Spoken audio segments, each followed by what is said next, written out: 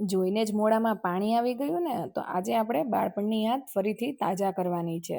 Hello friend, જય શ્રી કૃષ્ણ અને હર હર મહાદેવ. સ્વાગત છે તમારું મારી ચેનલમાં. નાનપણના વેકેશનમાં આપણે પેલી ખાટી મીઠી આંબલીની કેન્ડી બહુ ખાતા, સાચું ને? આજે આપણે એ જ નાનપણની યાદોને તાજી કરવા જઈ રહ્યા છીએ. આજે હું તમારી સાથે શેર કરીશ એકદમ ચટાકેદાર, પાચન માટે પણ સારી અને ઘરમાં રહેલી અમુક વસ્તુથી બની જતી આ આંબલીની ખાટી મીઠી કેન્ડી.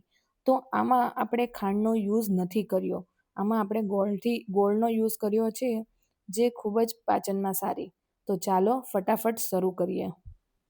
તો ફ્રેન્ડ્સ, અહીં એક પેન લેવાનું છે, તેમાં 200થી 250 ગ્રામ જેટલી આંબલી લેવાની છે. બિયા વગરની હોય તો બિયા વગરની જરૂરથી લેજો. ત્યારબાદ તેમાં 2 થી 2.5 ગ્લાસ જેટલું પાણી એડ કરી લેવાનું છે અને ત્યારબાદ તેમાં ધીમા ગેસે તેને ઉકાળીને એકદમ જ્યાં સુધી આંબલી એકદમ પોચી ન પડે ત્યાં સુધી તેને ધીમા ગેસે ઉકાળતે રહેવાનું છે. ત્યારબાદ તેનું મિશ્રણ એકદમ જાડું થઈ જશે અને આંબલી પણ પોચી પડી જશે. ત્યારે તેને પૂરી તળવાના જારાની મદદથી તેને આપણે ગાળી લેવાનું છે, જેનાથી તેનું બધું થીક લેયર બહાર આવી જાય અને મોટો મોટો કચરો બહાર નીકળી જાય. તો ફ્રેન્ડ્સ, આ બધું સારી રીતે આપણે આંબલીના પલ્પને અલગ કરી લેવાનું છે. ત્યારબાદ તેને ફરીથી તે પેનમાં આપણે ગેસ ઉપર મૂકી દેવાનું છે. ગેસ ચાલુ કરી અને તેમાં જો અહીં 250 ગ્રામ આંબલી હોય તો 250 ગ્રામથી થોડોક ઓછો ગોળ લેવાનો છે. તેના સામે એક્ઝેક્ટલી તમને જો બહુ વધારે ખાટું પસંદ ન હોય તો તમે બંને સેમ વસ્તુ લઈ શકો છો. ગોળ 250 ગ્રામ તો 250 ગ્રામ આંબલી. તો બંનેને સરખું એડ કરી અને તેને સારી રીતે ધીમા ગેસ પર આપણે ઉકાળવાનું છે. જ્યાં સુધી તે પલ્પ જાડો ન થાય ને ત્યાં સુધી તેને ધીમા ગેસ ઉપર હલાવતા રહેવાનું છે.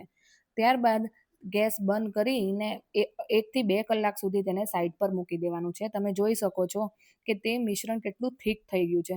જેમ જેમ સમય જશે 3 થી 4 કલાક થશે તો એનાથી વધારે પણ ઘટ થશે. એટલે થોડોક 2 થી 3 કલાક તમે બહાર રાખશો એટલે આપોઆપ તેનું મિશ્રણ જાડું થઈ જશે. ત્યારબાદ તેને હાથમાં ઘી લગાવીને તેને નાના નાના બોલ્સ બનાવી લેવાના છે અને ત્યારબાદ તેમાં જે શુગરને મેં બ્લેન્ડિંગ જારમાં ઝીણી ભૂકો કરી લીધો છે તેમાં એડ કરી લેવાનું છે. તેના ઉપર કોટિંગ ચડાવી લેવાનું છે શુગરનું.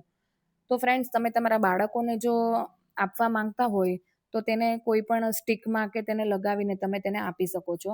ત્યારબાદ આ શુગરનું કોટિંગ ચડાવશો તો આનો ફ્લેવર્સ ખૂબ સારો થશે.